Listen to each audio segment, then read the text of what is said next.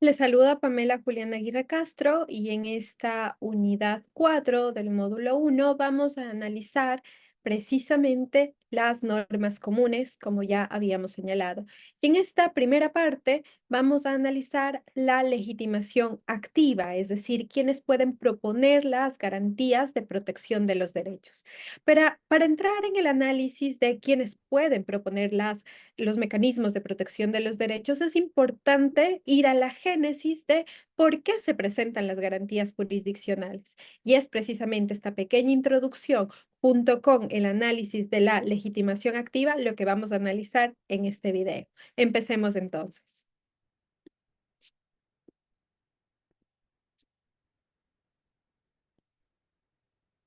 ¿De dónde surgen las garantías jurisdiccionales? Las garantías jurisdiccionales nacen consustancialmente con la idea de un Estado contemporáneo, de un Estado constitucional en el que existen normas de protección de los derechos que tienen que ser observadas por los estados, que los estados están obligados a respetarlos. Entonces nos remontamos a la Declaración Universal, la Declaración de los Derechos del Hombre y del Ciudadano de 1789, que es fruto de esta Revolución Francesa de dejar el antiguo régimen y establecer un Estado en el que las normas sean las que limiten el ejercicio del poder. De ahí que en el artículo 16 se establece específicamente que una sociedad en la que la garantía de los derechos no esté asegurada ni la separación de poderes determinada no tiene constitución. ¿Esto qué quiere decir? Quiere decir entonces que es tan importante como el reconocimiento del derecho que existe un mecanismo para hacerlo efectivo. Tanto es así que en 1948, luego de la Segunda Guerra Mundial, y a propósito de la Carta de las Naciones Unidas, se encarga el desarrollo de esta declaración maravillosa de los derechos humanos. Y efectivamente en el artículo 8 se reconoce como un derecho humano el poder contar con mecanismos de protección de los derechos. Así el artículo 8 establece: toda persona tiene derecho a un recurso efectivo ante los tribunales nacionales competentes que los ampare contra actos que violen sus derechos fundamentales reconocidos por la Constitución o por la ley. Es decir, se convierte en un derecho humano el poder contar con mecanismos ante los jueces para reclamar la efectiva vigencia de estos derechos. Fíjense lo poderosa que es la idea entonces de generar recursos judiciales, mecanismos judiciales ante tribunales judiciales competentes, no cualquier tribunal, sino tribunales nacionales competentes que precisamente determinen cómo deben tutelarse estos derechos una vez que el Estado ha inobservado la eficacia de los mismos. Con el pasar de los años, cuando se conforma el sistema interamericano, se recoge esta misma poderosa idea en el artículo 25, constituyéndose en el derecho humano a la protección judicial y el amplio desarrollo de la Corte Interamericana sobre estándares de los cuales tiene que el Estado observar para precisamente otorgar este derecho y que este derecho sea efectivo para las personas. El artículo 25 de la Convención Americana sobre Derechos Humanos establece: toda persona tiene derecho a un recurso sencillo y rápido o a cualquier otro recurso efectivo ante jueces o tribunales competentes que los ampare contra actos que violen sus derechos fundamentales reconocidos en la Constitución, la ley o la Convención, aun cuando tal violación sea cometida por personas que actúen en ejercicio de sus funciones oficiales.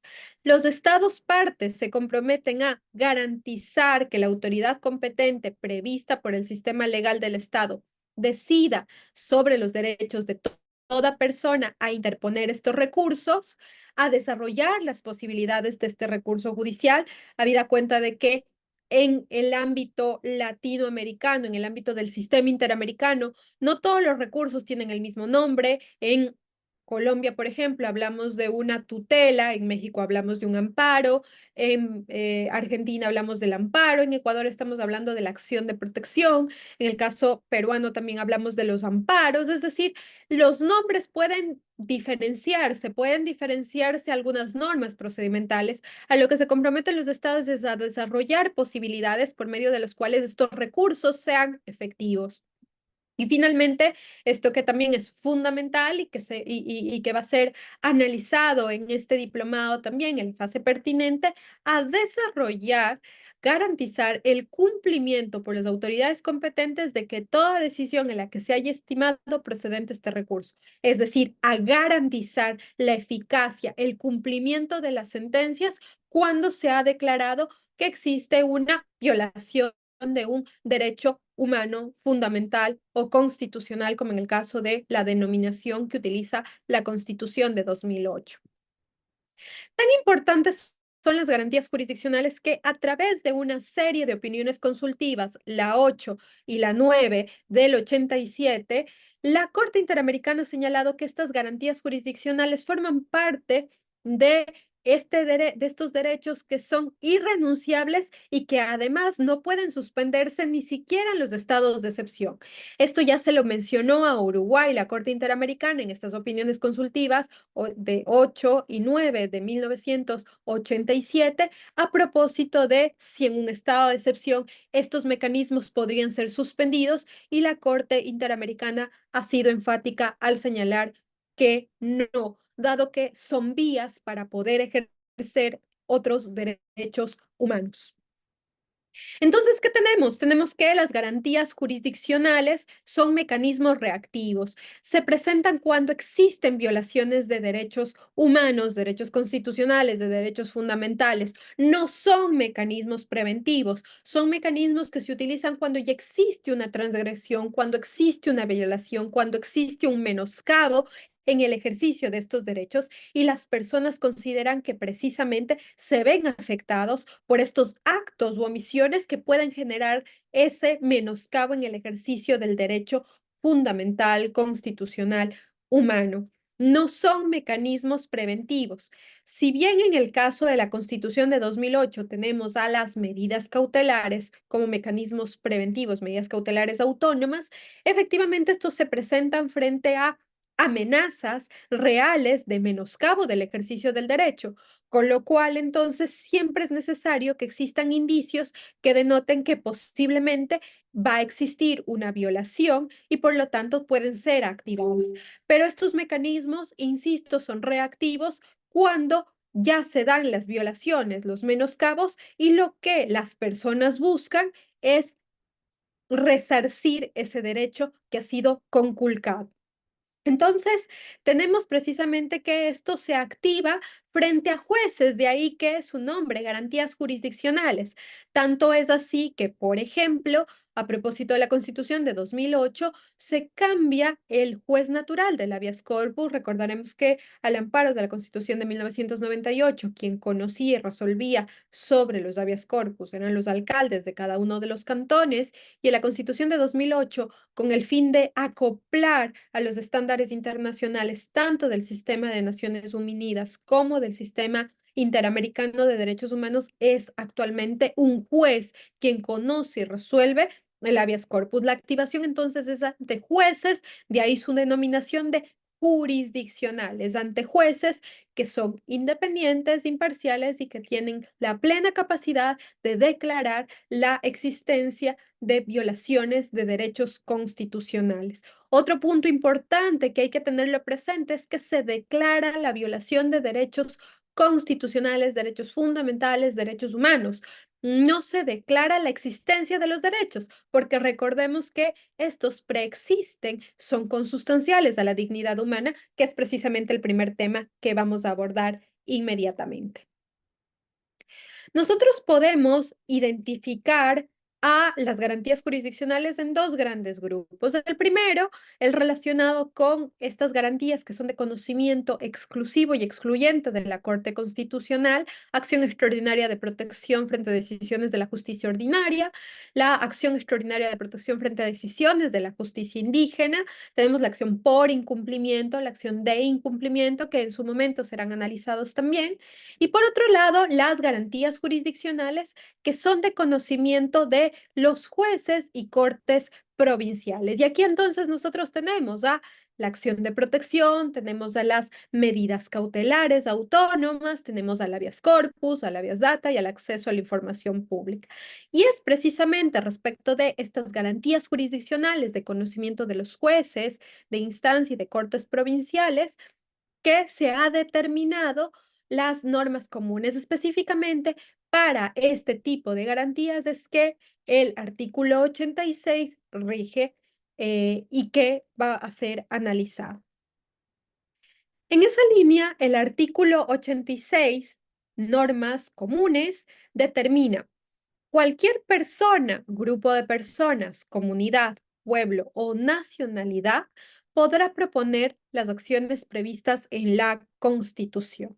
Y aquí entonces se ha determinado la famosa actio popularis, es decir, cualquier persona puede activar este mecanismo de protección de los derechos humanos, derechos constitucionales, derechos fundamentales.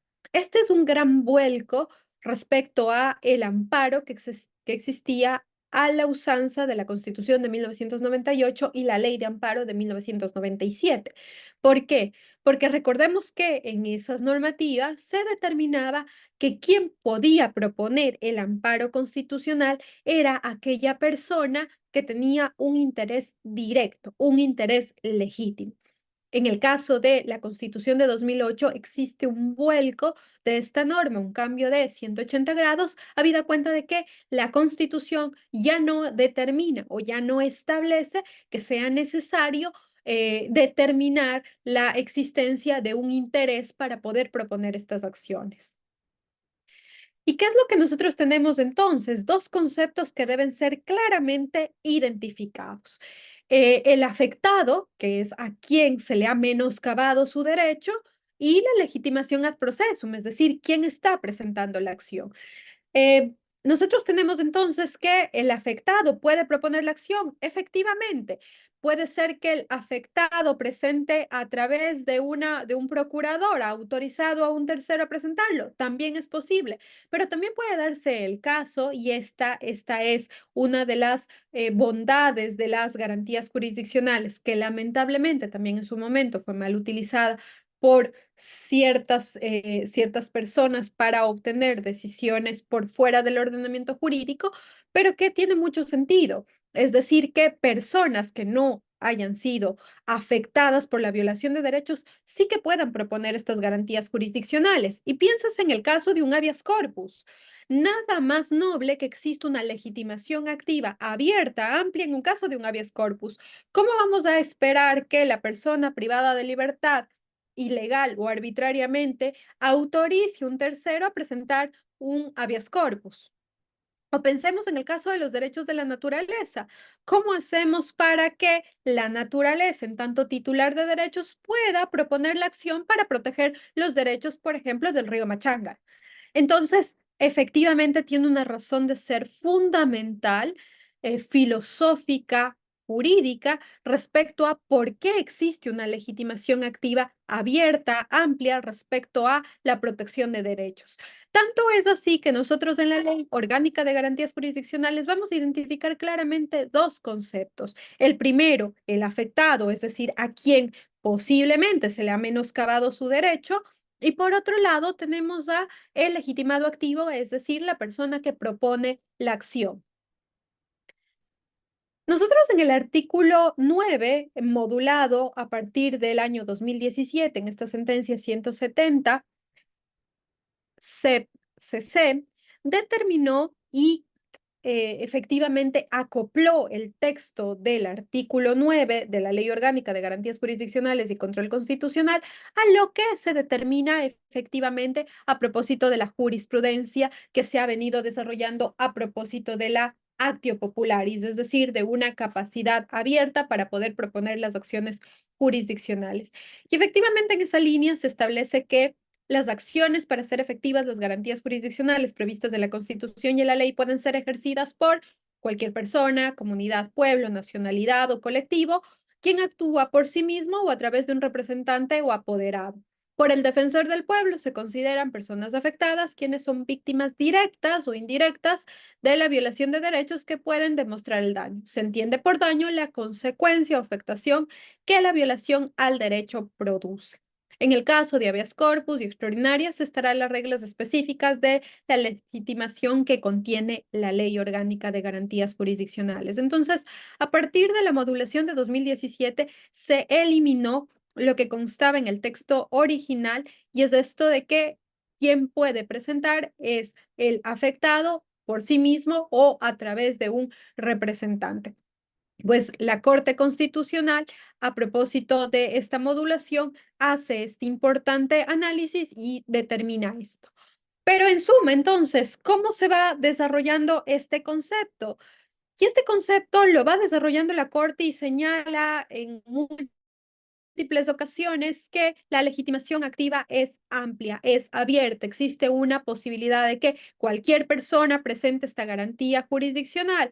Así se ha determinado en innumerables sentencias. Tenemos, por ejemplo, la 2578, 16 EP/21, que en su párrafo 37 expresamente así lo determina cuando dice: así, el ordenamiento jurídico establece que la acción de protección no necesariamente debe ser propuesta por quienes se consideran directamente afectados por la violación de derechos que se alega, pues si bien un tercero puede acceder a la justicia presentando una acción de protección para que se tutelen los derechos de otra persona afectada, en este sentido existe una legitimación activa amplia para que puedan ser varios los llamados a comparecer en calidad de accionantes con el fin de proteger el derecho de un tercero. Para esto, los jueces tienen la obligación de identificar los hechos alegados, quiénes son las personas presuntamente afectadas, y este es un punto fundamental para poder determinar mecanismos de reparación y, como dice la Corte, así proceder con el análisis de la existencia o no de la violación del derecho constitucional. La Corte ha sido enfática en esto, como digo, en innumerables ocasiones.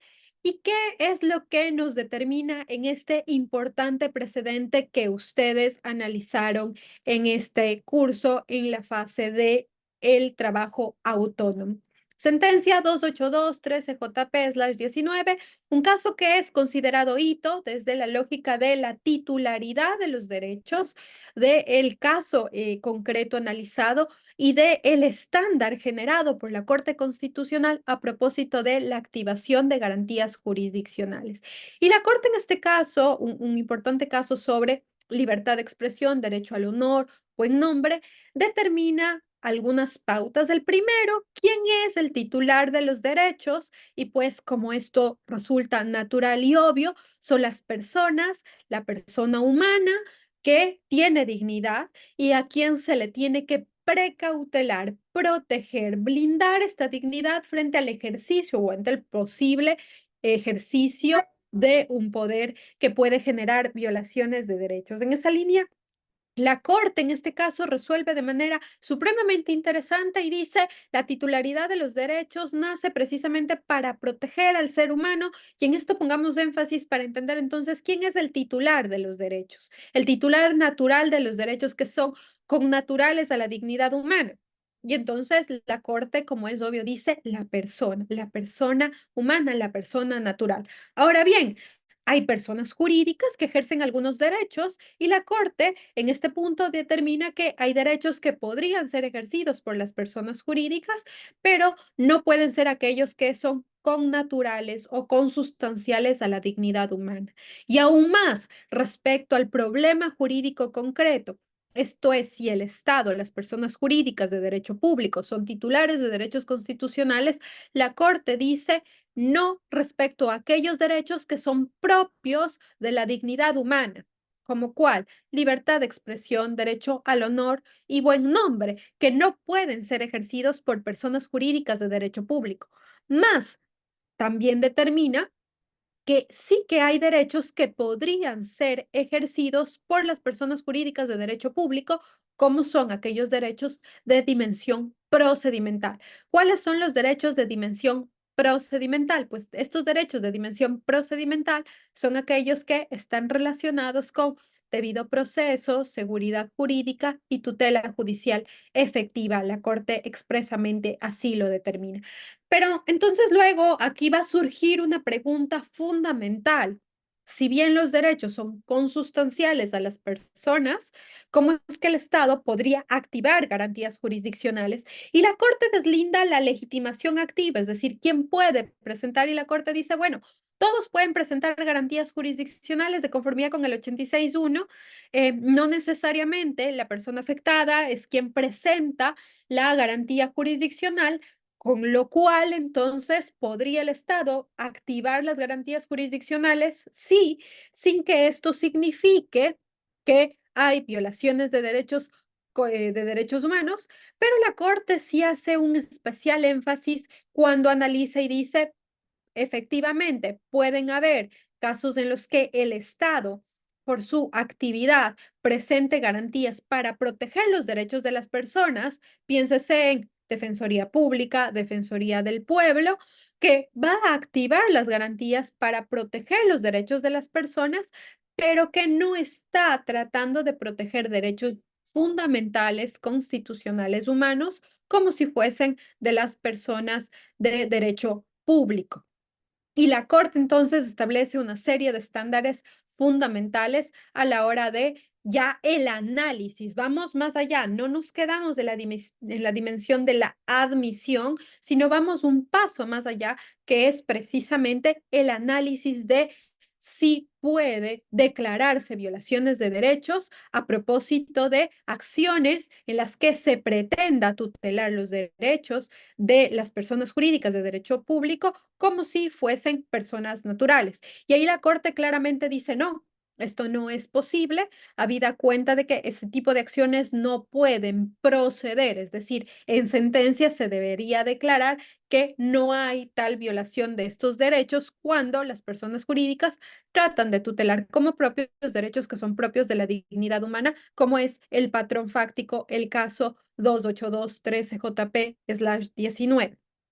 También es importante señalar que la Corte Constitucional en esta importante sentencia también determina un estándar supremamente importante respecto a cuándo se activan garantías jurisdiccionales por parte de personas jurídicas de derecho público en contra de particulares. Y la Corte Constitucional determina también como un estándar, como una regla jurisprudencial, las juezas y jueces que conozcan de acciones de protección presentadas contra particulares deberán verificar que el particular accionado se encuentre en posición de poder respecto de la persona que se considera afectada.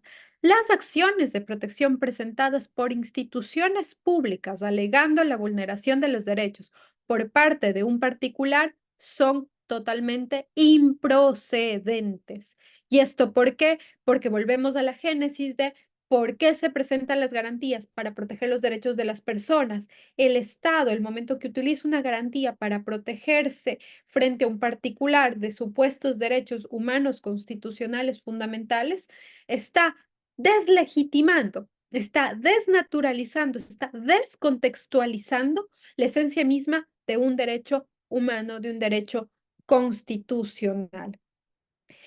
En la sentencia 1041-16EP/21, la Corte Constitucional completa el estándar de la sentencia 28213JP/19. ¿Por qué? Porque aquí la Corte Constitucional dice, hay otro derecho constitucional que también puede ser tutelado a través de garantías jurisdiccionales por parte de los jueces a las personas jurídicas de derecho público, que tiene también dimensión constitucional.